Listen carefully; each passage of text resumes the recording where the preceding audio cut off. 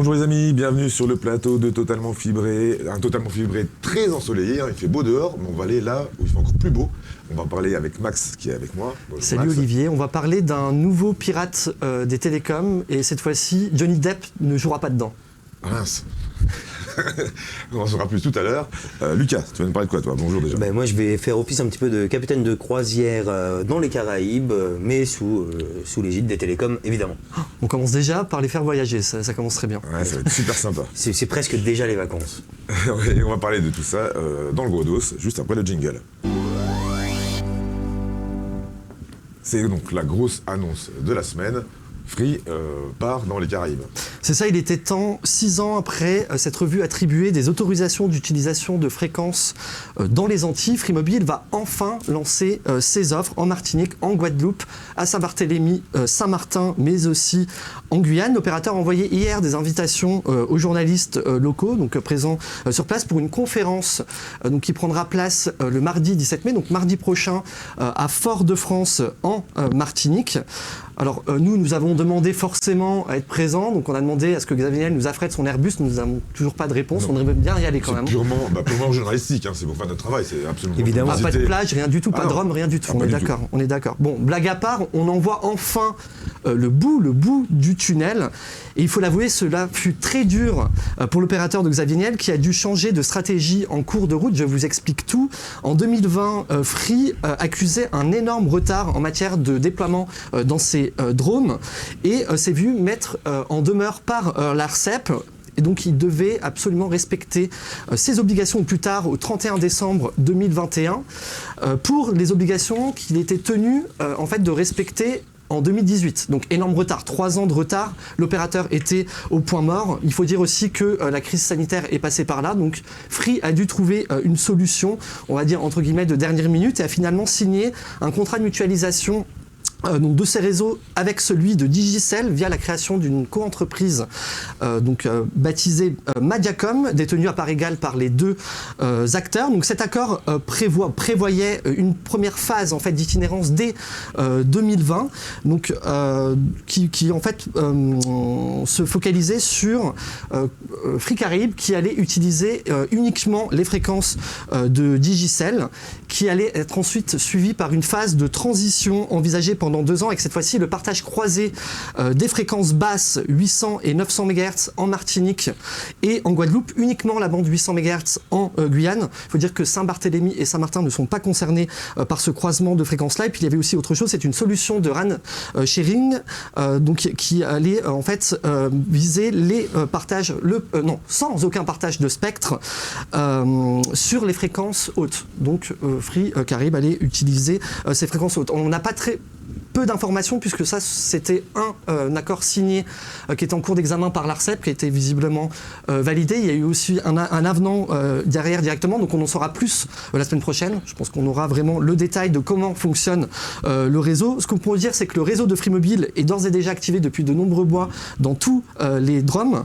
L'opérateur va aussi disposer d'un réseau de boutiques. Une première boutique a déjà été repérée en Guadeloupe, donc on n'a pas de chiffres en tout cas sur le nombre de boutiques. Bon après, voilà, on avait calculé, en tout cas c'est un marché, tous les DROM réunis d'1 million d'habitants. Mais en tout cas, sur la 8, c'est 1 million au total.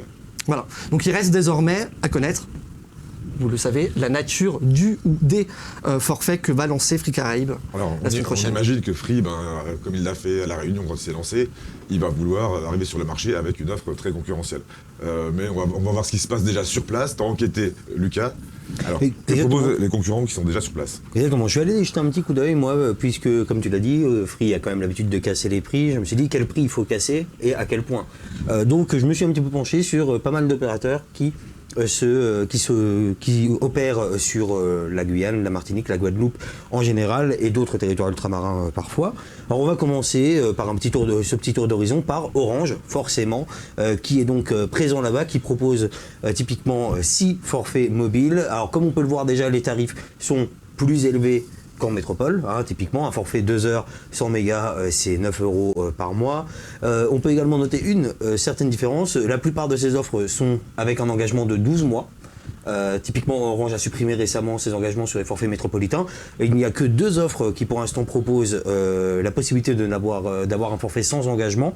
Il s'agit du forfait 2 heures 3 Go et du forfait 40 Go.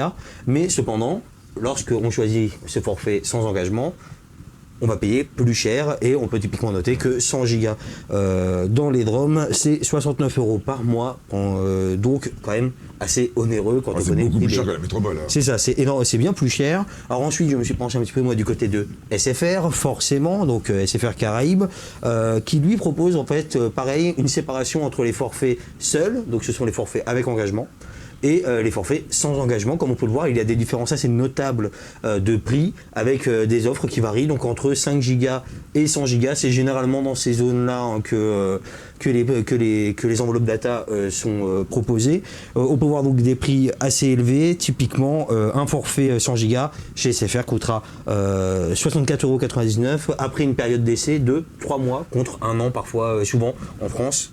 Donc là, je vois mal le tableau. Donc les forfaits avec engagement de 12 mois sont moins chers. C'est ça, moins chers que sans engagement. C'est ça. Et ce sont des engagements de 24 mois d'ailleurs pour SFR. Pour SFR, ce sont des engagements de 24 mois. Alors il est à noter cependant que dans chacun de ces forfaits, il est également inclus l'accès aux chaînes télé via l'application mobile SFR TV 8. Alors ensuite, on va passer à un opérateur jamaïcain que nous on ne connaît pas forcément, mais Max en a mine de rien parlé puisque c'est un partenaire de Free au niveau de son réseau. Il s'agit de Digicel. Encore une fois, les prix les plus bas seront pour les forfaits avec engagement, toujours 24 mois donc, et comme on peut le voir, donc un forfait 2 heures 3 Go c'est quand même 10 € par mois, le tout avec un engagement de 24 mois donc, et typiquement si jamais on le prend sans engagement, combien ça va coûter? 15 € par mois. Cependant, il faut noter par exemple le forfait 120 Go qu'on peut voir, le Live Premium au milieu, il coûtera 65 € par mois une fois les 3 mois à tarif promotionnel appliqués. On peut cependant noter que ces forfaits-là, ils proposent l'accès à de nombreux services.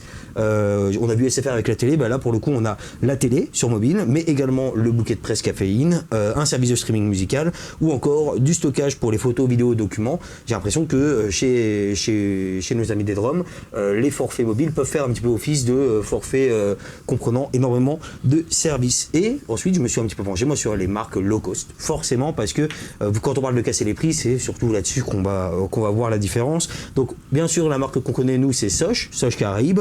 Donc ce ne sont que des forfaits sans engagement pour le coup, avec des tarifs qui peuvent être un petit peu plus sympathiques entre guillemets que ce qu'on a pu voir avant. Donc 24,99 € par mois pour 40 Go, 14,99 € par mois pour 10 Go et 4,99 € par mois pour 500 mégas et 1 heure d'appel.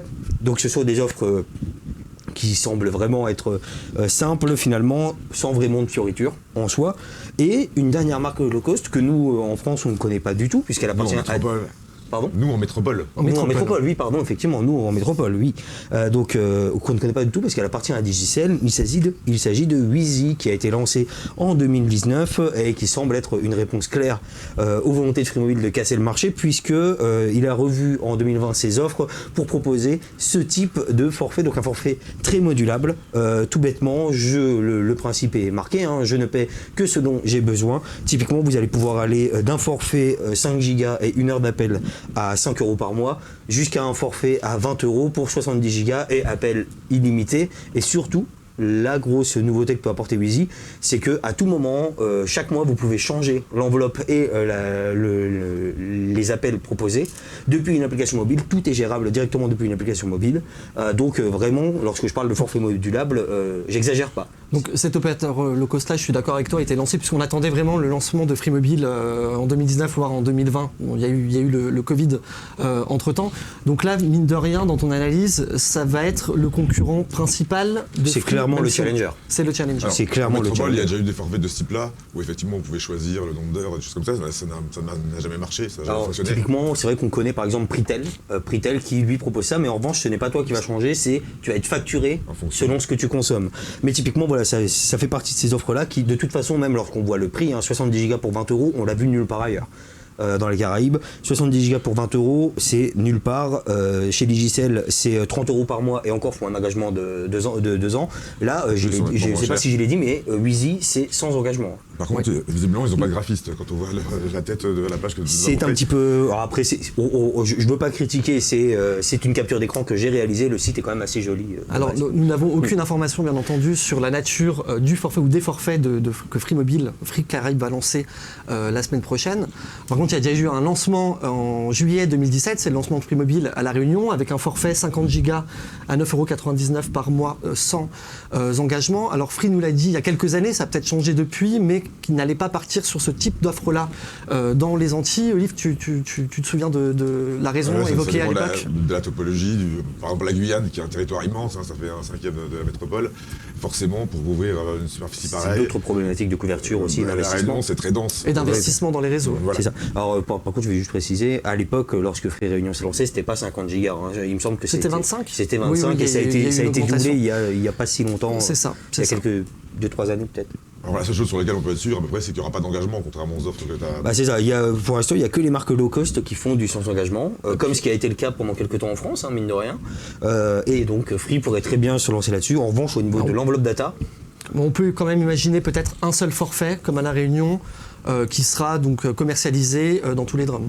Peut-être répondant plus aux usages. J'imagine que les Français des drums et des coms n'ont pas forcément les mêmes usages du réseau mobile que les Français de métropole, puisque comme on l'a vu, il y a des forfaits qui proposent énormément de services associés. Ce qu'on voit nous par exemple plus souvent sur les box. On voit sur les opérateurs historiques comme Orange et SFR, il y a quand même une stratégie qui est assez commune finalement. Ah oui, c'est clair. Mais typiquement voilà, Digicel par exemple avec tous ces forfaits, tous ces services inclus, ça m'a surpris. Sur un forfait mobile. On voit plus ça nous sur les box. Bon, en tout cas, Free, là-bas, il n'y a pas de box. Voilà, c'est ça. Si Free respecte son ADN, il va tenter de casser les prix, ou en tout cas de proposer une offre différenciante. Donc on verra ça la semaine prochaine. Voilà, fait illimité à 20 €. Merci Lucas pour cette enquête et toutes ces infos. On enchaîne tout de suite avec la vidéo de la semaine. On va s'intéresser à la fibre. On le sait, on nous en parle souvent, il y a de plus en plus de problèmes de débranchage sauvage. L'ARCEP s'est emparé de ce problème-là, il va lancer un grand plan. Il a déjà dans le viseur une filiale d'Altis et de SFR, qui visiblement recueille beaucoup de plaintes. En tout, c'est 38 000 alertes, rien que pour l'année 2021, 38 000 alertes avec des débranchages sauvages. Lors de la Rodière, qui était l'invité de France Inter. Et autres. Non, c'est 38 000 j'alerte l'ARCEP sur la plateforme. Sur la plateforme. Oui, donc il y a une majorité de plaintes qui sont au niveau des services fixes, oui. Et dans ces plaintes-là, il y a effectivement les débranchages et les raccordements ratés, la qualité de service qui est vraiment pointée du doigt. On est de 14% par rapport à l'année dernière, donc ça ne fait qu'augmenter, donc il faut vraiment intervenir. Lors de la Rodière, qui était l'invité de France Inter, nous explique comment elle va s'y prendre.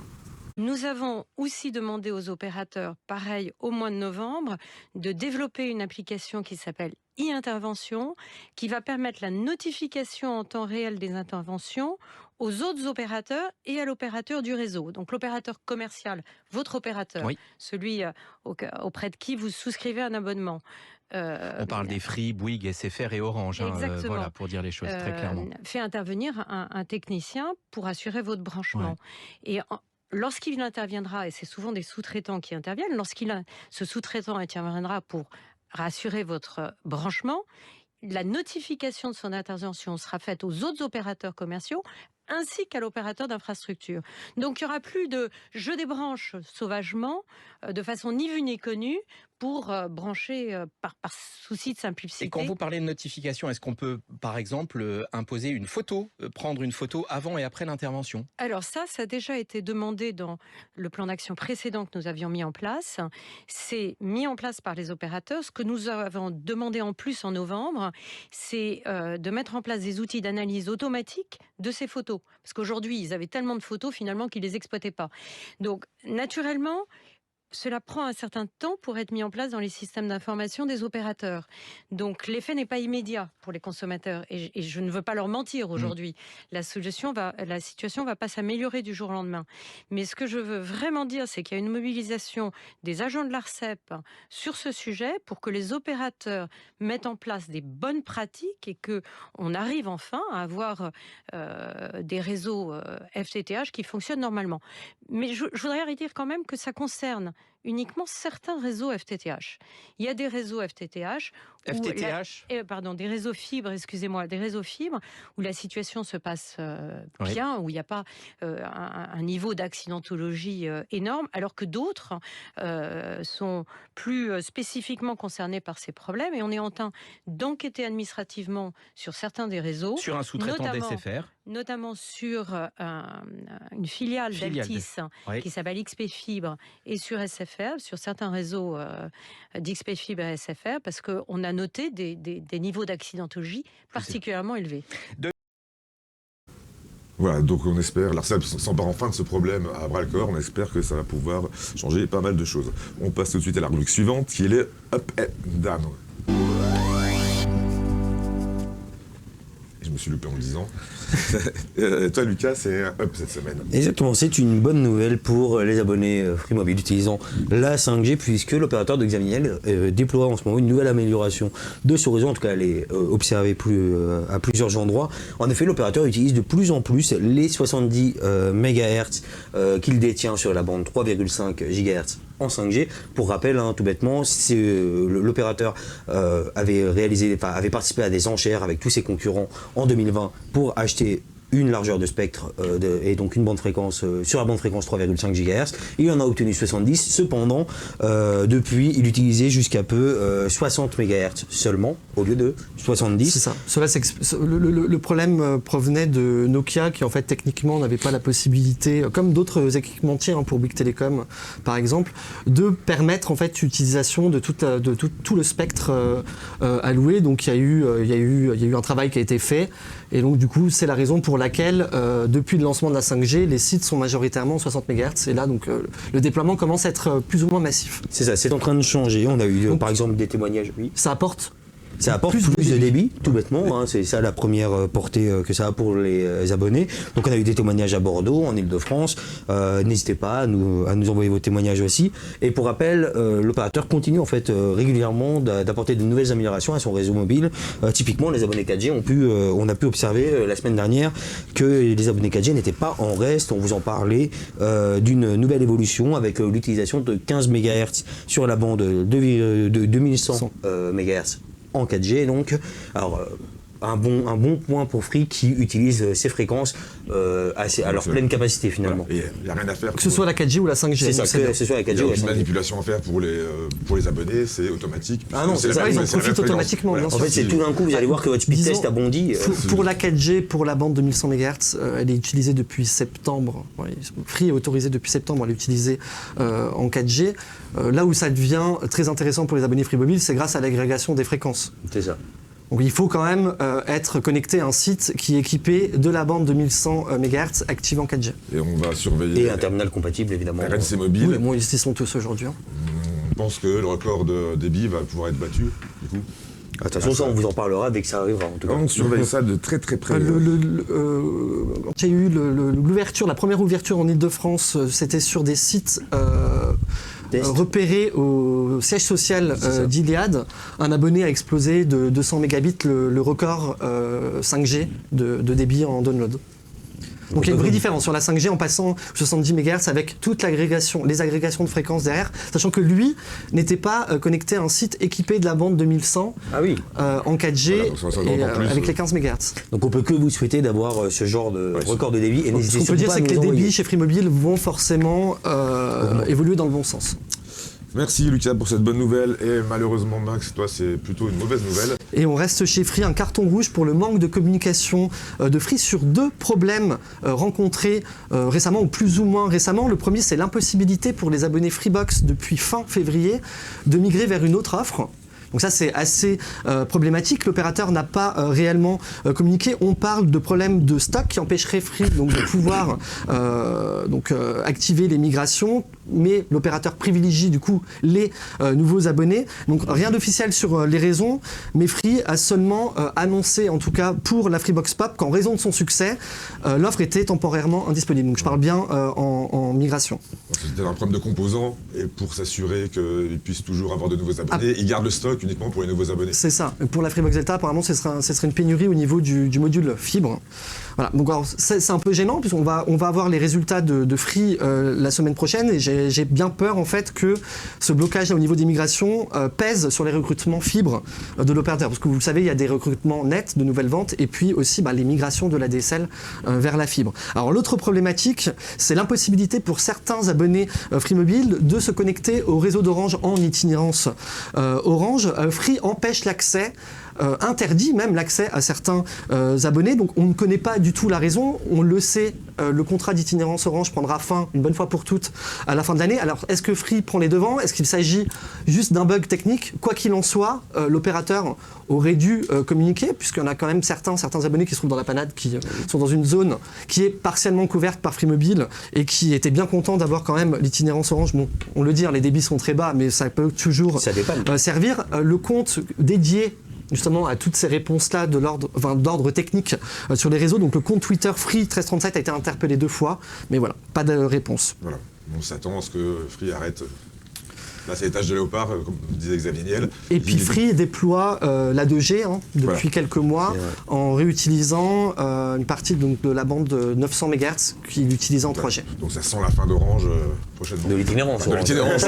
C'est ça, mais la question qu'on se pose, c'est est-ce que Free va par plaque, par secteur où il couvre partiellement arrêter, ou est-ce que ça va être une extinction générale d'un coup sec? Sur le bouton, et je pense pas. Le plus logique, ce serait de le faire en ville, parce que l'itinérance Orange en ville, Free couvre il y a 1% du trafic généré par les abonnés Free Mobile qui se passe aujourd'hui en itinérance Orange, donc c'est très marginal. Après, le problème, je pense qu'il provient de la 2G, puisqu'il y a encore des abonnés 2G.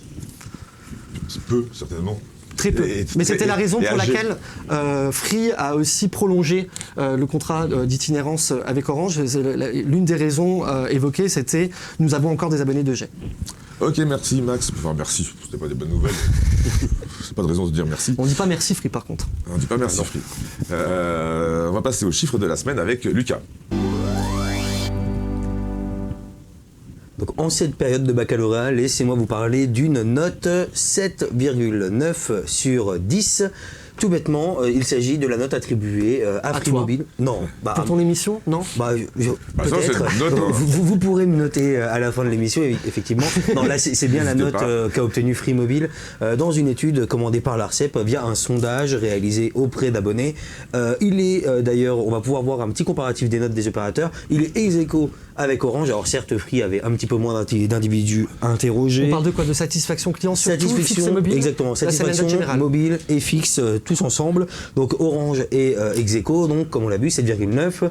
Bouygues Télécom est 3e et SFR est dernier. Comme d'habitude. Comme d'habitude, effectivement. La satisfaction chez SFR, c'est décidément pas facile. Ça va, il décroche pas non plus. Il n'est pas non plus largué. Non, ça va, c'est pas largué. On a vu largement pire. On a vu largement pire, notamment avec des observatoires de plaintes qui sont on a vu parfois... des cactus d'or aussi de 60 millions de consommateurs. C'était assez alarmant. Évidemment, mais par exemple, ce qu'on peut noter typiquement, c'est que Free est l'opérateur qui reçoit le moins de notes de 5 et moins. Mine de rien. Celui qui a le moins de mauvaises notes. Alors que SFR est celui qui en obtient le plus, par exemple. Donc voilà, c'est un classement qui permet un petit peu simplement de se rendre compte de la satisfaction globale des abonnés. Vous en avez parlé, l'ARCEP a également fait le bilan de sa plateforme J'alerte l'ARCEP. Donc vous l'avez dit, 38 000 plaintes en hausse, la majorité donc sont sur le fixe. Et là-dessus par contre, lorsqu'on fait le ratio plainte par 100 000 abonnés, mine de rien, la Freebox est un petit peu à la peine, puisque c'est Free sur le fixe qui rencontre le plus, pour qui remonte le plus de plaintes. En revanche, sur le mobile, il est plutôt bon, il est deuxième, le deuxième moins, obtenant le moins de plaintes. Voilà, pardon. Il n'est pas expliqué pourquoi la Freebox est assujettie aux Non, effectivement, il n'y a pas vraiment d'analyse plus poussée sur les raisons pour chaque opérateur. Mais typiquement, voilà, c'est mine de rien, et il me semble que c'est un chiffre qui est en hausse un petit peu. Mais forcément, vu que les plaintes, elles aussi, sont en hausse, comme tu l'as dit, 14%. L'année dernière, il y en avait 31 000, 33 000, maintenant 38 000. Forcément, ça augmente un peu, ça gonfle un peu. Bah, forcément. Et oui. C'est beaucoup de chiffres pour le chiffre de la semaine finalement. Oui, effectivement, c'était énormément de chiffres. Normalement, tu as le droit à un chiffre. Désolé. Donc voilà, et donc n'hésitez pas à mettre une note pour Lucas pour voir s'il a son bac totalement fibré. Bah voilà. On enchaîne et on termine avec notre débat de la semaine, c'est le Free Fight. Free a lancé coup sur coup la Freebox Delta et la Freebox Pop. Du coup, on va s'ennuyer un petit peu peut-être pendant longtemps avant qu'il y ait une nouvelle Freebox. Mais c'est pas que la Freebox dans la vie, peut-être qu'il peut y avoir d'autres innovations entre-temps. On va en parler ce soir. Qu'est-ce que Free pourrait proposer pour continuer la course à l'innovation? Lucas, tu voulais prendre la parole en premier. Exactement, puisque la question qu'on peut se poser, c'est que reste-t-il à inventer à Free? Il a inventé le triple play, il a révolutionné le marché mobile. Que peut-il encore inventer? Pour moi, en fait, il ne peut plus aussi facilement inventer qu'avant, puisqu'il est dorénavant limité par la progression des technologies, en fait, tout bêtement. En tout cas, au niveau du firmware et des matériels, c'est là-dessus où ça peut devenir plus compliqué. Typiquement, il ne peut pas inventer une fibre plus rapide que la fibre. Ça, par exemple, voilà. Non mais concrètement, mine de rien, il y a ça. Surtout qu'il n'a pas inventé la fibre. C'est ça, voilà, typiquement. Donc, par exemple, également pour la 5G, il va falloir attendre le développement de nouveaux réseaux. Pour le Wi-Fi, c'est pareil, il va falloir attendre le développement de nouvelles normes. Et typiquement, pour moi, les prochaines inventions de Free qu'il pourrait faire, ça va être assez difficile de faire ça sur le matériel. Il va plutôt peut-être falloir se tourner vers des offres plus attractives ou avec des capacités un petit peu boostées. Mais je pense qu'on arrive dans une période assez creuse, puisque moi je pense que les technologies sont là. Ah oui. On a quand même beaucoup de débit sur la fibre. Bon, c'est un choix français, hein. C'est un choix très coûteux, mais on va partir sur au minimum 40 ans de fibre optique avec des possibilités de gain en débit. Mais là, même aujourd'hui, on voit quand même des offres où il y a beaucoup de débit. Et le problème, c'est les usages. Oui. Et les opérateurs télécoms vont être dans l'obligation de créer des usages. Alors Free l'a tenté avec la Freebox Delta. Bon, après, c'est un autre débat sur la partie domotique, et on va peut-être attendre Free au tournant là-dessus, et quoique, c'est très compliqué. Alors, on en parlait entre nous. Je pense que l'équipe de développeurs Freebox, ça reste quand même une petite équipe finalement, même s'ils ont créé l'équipe Doki. Xavier Niel, il aurait peut-être intérêt à aller trouver des talents. Bon, alors c'est super subjectif, c'est totalement farfelu ce que je vais vous dire, mais le fait d'avoir Station F, etc., il peut être en contact avec des startups, aller trouver de nouvelles créations. Parce que pour moi, c'est les startups qui vont créer les usages de demain, en tout cas pour la 5G, et pourquoi pas aussi sur le fixe. Donc peut-être aller voir de ce côté-là, s'ouvrir aussi l'écosystème de startups qui lui est vraiment très cher, pour pouvoir essayer d'aller beaucoup plus loin, parce qu'en termes d'innovation, en tout cas je parle sur le fixe, pour moi ça devient compliqué aujourd'hui. Alors c'est vrai que Free a lancé ses deux box. Quand tu parlais de domotique, justement, c'est un domaine où on pensait qu'il allait y avoir d'autres appareils qu'on pouvait connecter à la Freebox. Finalement, il reste uniquement le pack sécurité. Mais parce que les autres, en fait, il a fait des partenariats pour que les autres développent les appareils pour lui. Il a fait des partenariats avec Somfy, etc. Bien sûr, mais il y a certainement des choses à inventer autour de ça. On le voit en termes d'utilisation, les Français veulent avoir une connectivité sans faille et sans fil. Donc là, on a vu le lancement du Wi-Fi 6E donc chez Bouygues, chez Orange. SFR ne le fera pas, mais SFR propose déjà du Wi-Fi 6. Xavier Niel était attendri par le Wi-Fi 6E.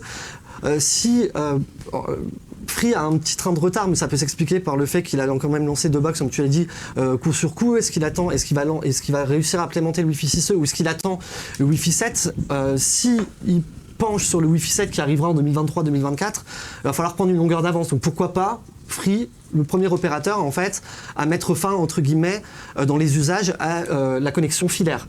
Qu'on passe directement avec un Wi-Fi 7 avec une latence très minime, avec des débits en fait que peuvent apporter en fait une connexion Ethernet. Il pourrait peut-être vendre sa box. Un Wi-Fi 2 gigabits, 2 gigabits en upload et en download et 1 gigabit en upload par exemple. Le Wi-Fi 7 en développement, mais s'il peut monter du 5 gigabits, je ne sais pas exactement comment. Le Wi-Fi 7, il y a eu des démonstrations de Qualcomm, est-ce qu'ils vont rajouter une bande de 33 gigabits par exemple. Alors c'est dans les cadres techniques. Déjà, Orange estime qu'il est déjà possible avec son Wi-Fi 6E d'arriver à 2 gigabits. Donc, si on peut arriver à une connexion filaire à du 8 gigabits en Wi-Fi, je pense que les gens vont, et avec une latence vraiment très basse, on peut imaginer que les prochaines box ne proposent peut-être que du Wi-Fi. Après, il y aura toujours des abonnés, des gamers qui vont vouloir se connecter mécaniquement. Tu parlais tout à l'heure, Lucas, de télévision que Free pourrait proposer, intégrer ça dans une offre. Alors, ça pareil, ça n'a pas vraiment. On fait des plans sur la comète, mais on a vu que Bouygues Telecom et SFR ont lancé une offre couplée en partenariat avec Samsung, donc une Smart TV Samsung. On pourrait peut-être imaginer que Free fasse un partenariat ou rachète peut-être, c'est compliqué parce qu'on les connaît tous les fabricants, il ne va pas racheter un fabricant, mais peut-être créer une entité pour développer sa propre propre télé avec des fonctions totalement dédiées aux abonnés Par exemple, avoir une Freebox caméra et pouvoir faire de la visio et faire directement. sauter et en fait dématérialiser, donc enlever le player et que ce soit vraiment dans sa propre télé. Et faire de à la un visio- prix free. faire de la visio avec la télévision, par exemple. Faire de la visio avec la télé et en fait proposer et réutiliser, voilà, on va super loin, réutiliser sa solution de financement Freeflex pour pouvoir financer l'achat de son propre téléviseur qu'il vendrait. Ouais. Ah, on relève presque. Vous voyez de là la qu'on est quand même à science-fiction court ici. d'idées, là on part dans la science-fiction des Ah oui, télécoms. oui, mais mine de rien, ça fait toujours du bien de rêver. Moi, personnellement, je persiste et je dis que pour moi, la prochaine évolution, en fait, elle va être au niveau du format des offres. Typiquement, Free Mobile avait promis une révolution du mobile qui s'est faite en plusieurs temps, certes, avec la 5G sans surcoût et ensuite Freeflex. Cependant, on va pas se mentir, hein, du point de vue des personnes qui suivent beaucoup Free Mobile, Freeflex n'a pas vraiment impressionné. Alors certes, ça a réussi, ça fonctionne très bien, mais ça n'a pas vraiment impressionné en termes d'innovation. C'est la communauté c'est peut-être qui a commercial, été... oui. Ah oui, c'est ce que je dis. Parce qu'elle attendait une réelle révolution C'est ça. et elle n'a pas perçu ça. Pour moi, comme- je m'attendais à un chamboulement complet en fait des offres mobiles qu'il a proposées. Alors typiquement, puisque on est dans la science-fiction, moi j'aurais bien voulu quelque chose qui ressemblerait un petit peu à ce qu'on a vu à Wheezy là. Vous avez vu la petite jauge qu'on déplace pour fixer le nombre de data, l'heure, etc.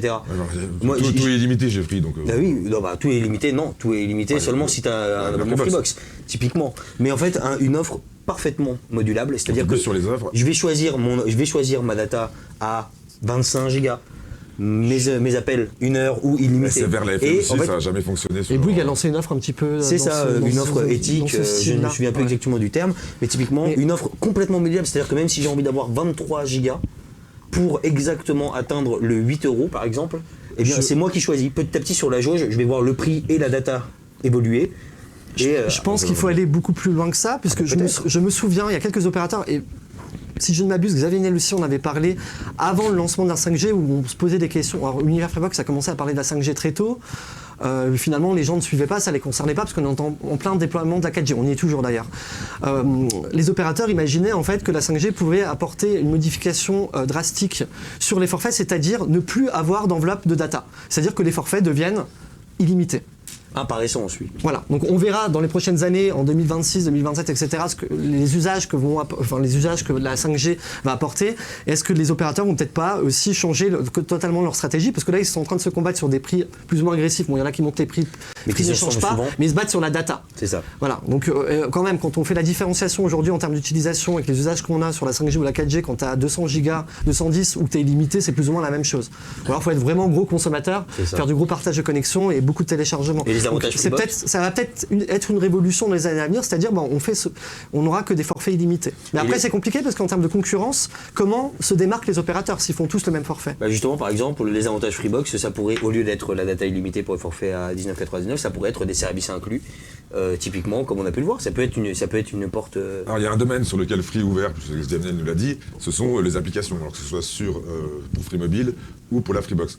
Ils ont du mal, chez Free Mobile c'est difficile de trouver des applications qui peuvent avoir une utilité. Par contre Free est ouvert, Déjà, une application Free Mobile, ça serait pas mal. Non, des applications qui peuvent t'aider dans ta consommation. Il y en tous a les jours. qu'une. Il y en a très peu sur le mobile. Par contre, sur la Freebox, il pourrait y en avoir beaucoup. Ah bah, et c'est vrai que Free a un peu arrêté de développer des applications sur les Freebox, en tout cas quand. Ça te tient à cœur, cette histoire d'application. Bah, il y en a qui sont vraiment, qui pourraient être adaptés vraiment à la télévision, à l'usage qu'on en a, pouvoir changer, je sais pas quoi, avoir un autre launcher sur la TV ou des choses comme ça, et qu'on choisit ces applications nous-mêmes. Free développe plus d'applications sur ces Freebox. Il laisse le soin à Android De s'en charger avec le Play Store, voilà. effectivement. Et sur le Free Store, voilà, qui a un peu laissé tomber.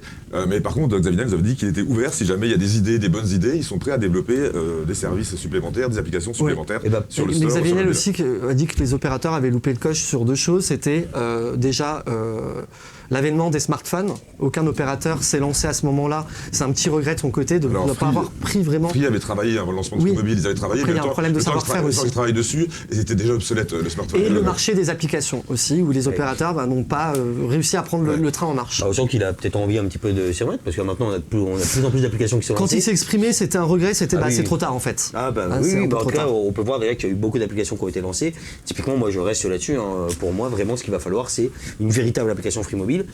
Il est ouvert aux idées, eh bien qu'il rachète l'application Free Mobile Mon Compte qui est déjà développée sous licence et qu'il la développe bien mieux pour qu'elle puisse enfin enfin faire servir. carrément une application de A à Z. Ah oui, non, mais comme il dit qu'il est ouvert aux applications et à aider les développeurs et à prendre leurs idées, bah, il y en a un qui en propose déjà une. À ce compte-là, va falloir reprendre le truc parce que ça devient quand même assez Non, et urgent. puis est-ce que Free va peut-être pas aussi essayer d'avoir d'autres relais de croissance, ou en tout cas se diversifier dans ses activités? On voit qu'Orange a lancé Orange Bank, Oui. Orange font les manettes sur la cyberdéfense. Oui. Free est très en retrait sur ces points-là. Voilà. Peut-être qu'il peut se lancer dans de nouveaux services. À la limite, il s'est rangé Il y, sur la avait, il y ligne, avait- il y avait eu aussi, on avait fait quelques petites découvertes sur un système bancaire, Free Oui. Bank. mais ça, pour le coup, Qui date de plusieurs Mathusalem. années. Ouais. ça serait peut-être plus pour les clients professionnels, qui sait. En tout cas, au moins Free s'est lancé sur la ligne. Free est quand même dans une stratégie d'expansion à l'international. Est-ce qu'il ne va pas vouloir aussi s'expandre, enfin en tout cas diversifier ses activités, au-delà des télécoms? En tout cas, si vous avez de bonnes idées, meilleures que nous peut-être, n'hésitez pas à en faire part dans les commentaires juste en dessous. Free lit Univers Freebox, donc peut-être que ce sera repris. Hein. Si ça va faire des émules. On a déjà proposé des choses qui ont été reprises oui. par Free. En tout cas, c'est terminé pour aujourd'hui. On vous souhaite un très bon week-end. Vous le savez, on se retrouve tous les jours sur universfreebox.com. Si vous voulez suivre la chaîne, vous vous abonnez tout simplement. Et on vous souhaite un bon week-end et on vous dit ciao.